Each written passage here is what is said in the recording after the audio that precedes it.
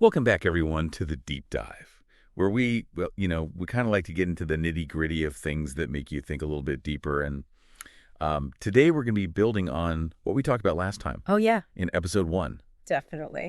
If you haven't heard that one, you might want to go back and listen to that one first. But we were talking all about Master Junhong Lu and some of the interesting stuff he had to say and some of the advocating he did for traditional Chinese culture and also Buddhist teachings. Right.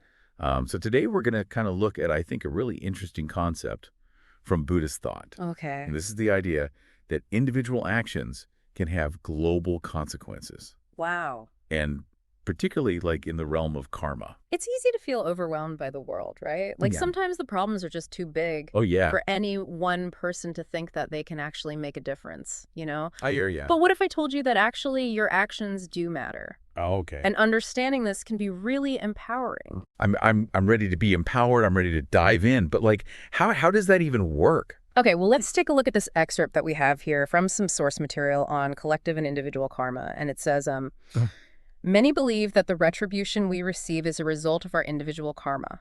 However, the truth is that everyone is also influenced by collective karma, a force that is generated from the combined actions of groups of people. Okay, wait, so hold on. So you're saying there's like a collective karma. Yes. So it's not just like what I do, Yeah, but everyone else's actions kind of feed into this too? exactly. Okay. The source is explaining that karma doesn't just operate on an individual level, it operates on a collective level too.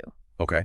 It's kind of like, think about the greenhouse effect. Okay. We can't blame any single person for like climate change, can we? Right. It's the result of like tons of individual actions, driving cars, Yeah. deforestation, and it accumulates over time. So all those little choices, like those seemingly tiny little things I'm doing in my life, could be contributing to these huge problems. So That's kind of scary. it is, but it can also be empowering. Okay. Recognizing this interconnectedness means that our choices matter. Every action contributes to this collective pool of karma, for better or for worse. Right. And the source goes on to say here, the negative energy of negative karma generated from each person's wrongdoings does not simply disappear into thin air. Instead, it is released and lingers in the space and environment around us. If everyone were to radiate positive energy and perform more good deeds, the environment would be filled with positive energy. So if negative actions create negative karma, which then impacts the environment, does that mean we're all fated to suffer the consequences? Not necessarily. The source explains that some people are more susceptible to the effects of collective karma than others. Okay. It mentions this concept of predestined calamity. Predestined calamity. Yeah, and that's basically like being in the wrong place at the wrong time. It's not about being a bad person. It's more about having a higher concentration of what they call dark energy surrounding you. Dark energy. Yeah. Which might make you more vulnerable during a large-scale karmic event, like a natural disaster or something? So like if there's a natural disaster, I might be more likely to be affected by that because of this dark energy? Yeah. Okay, but I mean, the source also talks about good deeds. Yes. Or providing protection, right? Like it gave the example of someone missing a doomed flight because of like a series of unrelated events. Yes. It's not all doom and gloom. Okay. This is where Master Lu's teachings come in. Okay. He emphasizes compassion, refraining from wrongdoing, Yeah. and actively engaging in good deeds. Okay.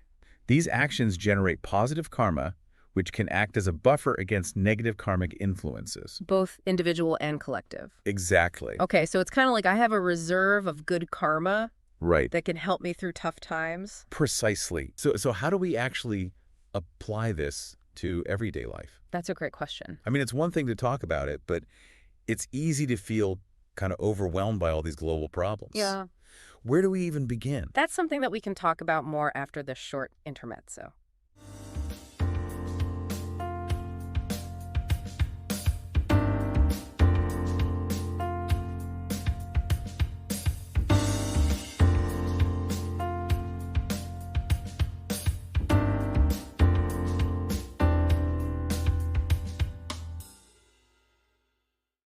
Welcome back, everyone. It's really fascinating how this idea of collective karma encourages us to think beyond just our own actions. Right. It's like we're all connected in this massive web of actions and consequences. Exactly. It emphasizes how important it is for all of us to take responsibility for the choices we make, even the ones that seem small or insignificant. Yeah, because they still contribute to this bigger picture of karma, good or bad. You got it. It's like that butterfly effect, but on a global scale.